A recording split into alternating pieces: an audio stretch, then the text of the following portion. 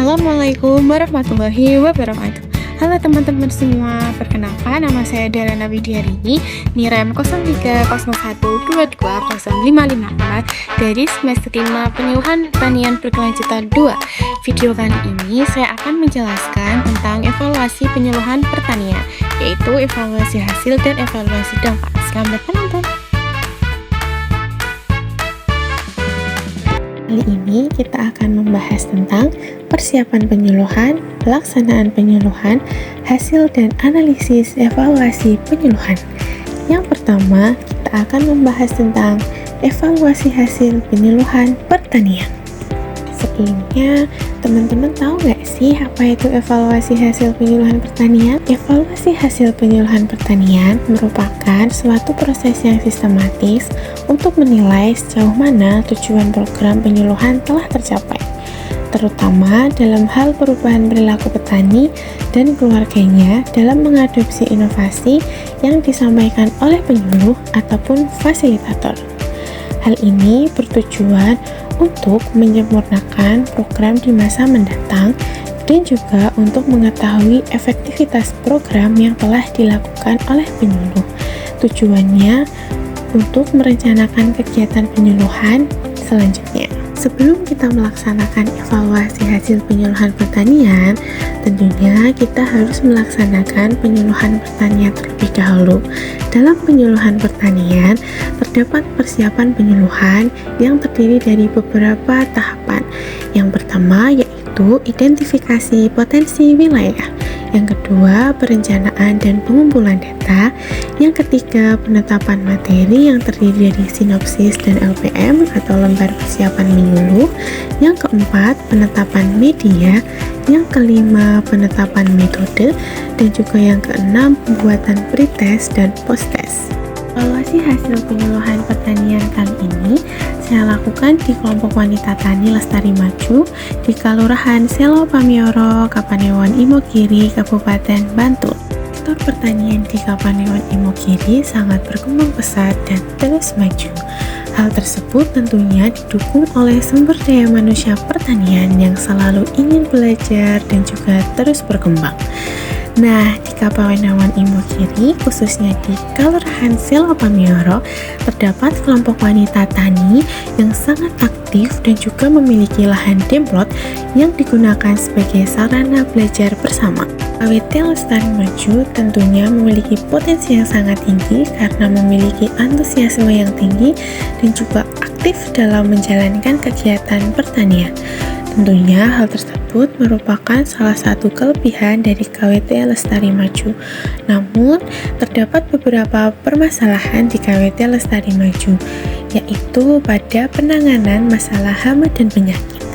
Nah, hal tersebut menjadi salah satu perencanaan yang akan dilakukan untuk pelaksanaan penyuluhan. Perencanaan penyuluhan pertanian yang dipilih adalah pembuatan pestisida nabati. Hal tersebut sesuai dengan RKTP dan program dari penyuluh Kapanewon Imogiri, yaitu tentang pertanian organik, ramah lingkungan, dan juga ketahanan pangan keluarga secara mandiri. Setelah ditetapkannya materi, kemudian disusun sinopsis. Nah, sinopsis adalah ringkasan yang dimiliki oleh penyuluh yang berisi tentang materi yang akan disampaikan kepada audiens. Kemudian penyusunan LPM. LPM adalah lembar persiapan penyuluh. LPM berisi tentang informasi terkait penyuluhan yang akan dilakukan oleh seorang penyuluh dan juga sebagai acuan dalam kegiatan penyuluhan. Yang dipilih adalah media benda sesungguhnya, yaitu alat dan bahan dalam pembuatan pestisida nabati. Kemudian, metode yang dipilih adalah metode demonstrasi jarak, yaitu dengan mempraktekkan pembuatan pestisida nabati bersama-sama, sehingga metode dan media ini saling berkesinambungan yang tujuannya adalah agar petani lebih mudah mengingat dan juga mempraktekkan tentang materi yang telah disampaikan.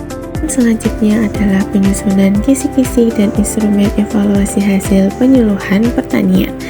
Nah, sebelum menyusun kisi-kisi dan instrumen, terlebih dahulu kita harus melihat tujuan dari penyuluhan tersebut. Penentuan skor atau nilai pada evaluasi hasil penyuluhan pertanian kali ini ditentukan dengan skala Goodman. kisi-kisi dan instrumen ini sangat membantu dalam penyusunan pretest dan posttest. Tahapan dari persiapan penyuluhan telah dilakukan. Kemudian, tahapan selanjutnya adalah pelaksanaan penyuluhan pertanian. Nah, dalam pelaksanaan penyuluhan ini, kita harus mengacu pada LPM yang telah kita susun, yang terdiri dari 3 pokok kegiatan. Yang pertama adalah pendahuluan, yang kedua adalah penyampaian materi, yang ketiga adalah penutup. Nah, pada pendahuluan ini merupakan suatu pembukaan dari pelaksanaan penyuluhan yang terdiri dari salam, perkenalan, climate setting, penyampaian tujuan, penyampaian motivasi, dan juga evaluasi yang dilakukan dengan pembagian form pretest di awal sebelum disampaikannya materi. Tahapan selanjutnya adalah penyampaian materi. Jadi, dalam penyampaian materi ini terdapat beberapa tahapan, yaitu pengantar materi yang terdiri dari pendahuluan, kemudian menggali potensi atau pengalaman yang dimiliki petani, ataupun sharing, kemudian kita menyampaikan materi secara ceramah ataupun praktik sesuai dengan metode yang telah dipilih. Kemudian, setelah pelaksanaan dilakukan, biasanya dilakukan diskusi maupun tanya jawab bersama dengan petani maupun sasaran.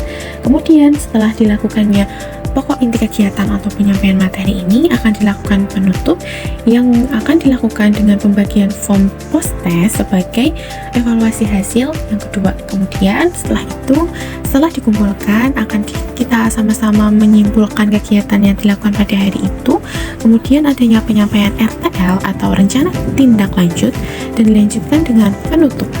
Ya, setelah dilakukannya pelaksanaan penyuluhan, kita dapat melakukan rekapitulasi nilai dari hasil pretest dan posttest yang telah kita bagikan dan juga telah diisi oleh sasaran ataupun petani pada saat kegiatan pelaksanaan berlangsung. Analisis dari evaluasi hasil penyuluhan pertanian dapat dilakukan dengan rumus efektivitas penyuluhan.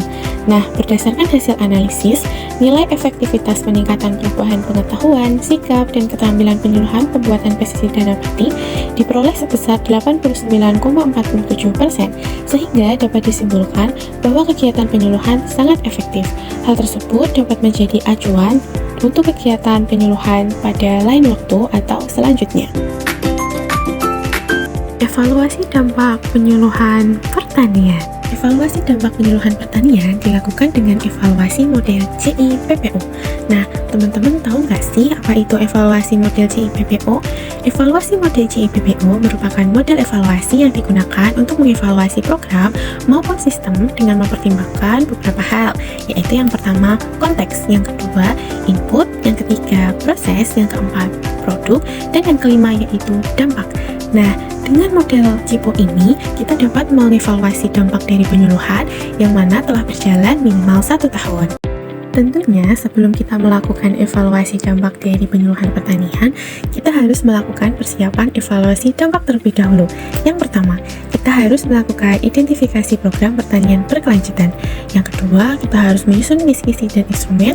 Yang ketiga, yaitu menyusun kuesioner. Terdapat banyak sekali program yang ada di Kapanewon Imogiri, namun terdapat satu program yang sangat menarik dan juga terus berkelanjutan dan juga berkembang sampai saat ini, yaitu program pemanfaatan pekarangan di KWT Lestari Maju. Tahapan selanjutnya adalah penyusunan kisi-kisi dan instrumen. Pada penyusunan kisi-kisi dan instrumen kali ini disesuaikan dengan evaluasi model CIPPO. Penetapan skor atau nilai menggunakan skala Likert. Setelah tersusun kisi-kisi dan instrumen, kemudian dapat dilakukan penyusunan kuesioner. Setelah dilakukan persiapan evaluasi penyuluhan, tahapan selanjutnya adalah pelaksanaan evaluasi dampak penyuluhan. Sistematika dari pelaksanaan evaluasi dampak penyuluhan dilakukan dengan memberikan kuesioner langsung kepada sasaran ataupun audiens, kemudian diikuti dengan beberapa pertanyaan melalui wawancara secara langsung kepada audiens.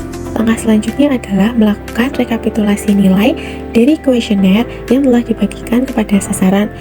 Berdasarkan hasil rekapitulasi dan olah data evaluasi dampak program pemanfaatan pekarangan yang dilakukan di KWT Lestari Maju dengan anggotanya sebagai responden, diperoleh skor rata sebesar 8,375 dengan presentase capaian mencapai 83,75%.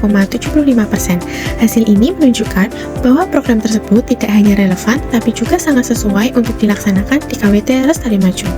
Program ini memberikan dampak yang positif dan signifikan, sehingga dapat meningkatkan pemanfaatan pekarangan secara optimal dan mendukung ketahanan pangan keluarga.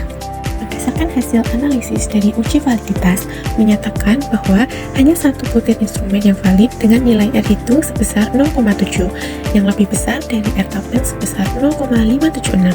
Sementara itu, sebagian besar butir dinyatakan tidak valid karena nilai R-hitung lebih kecil daripada R-tabel.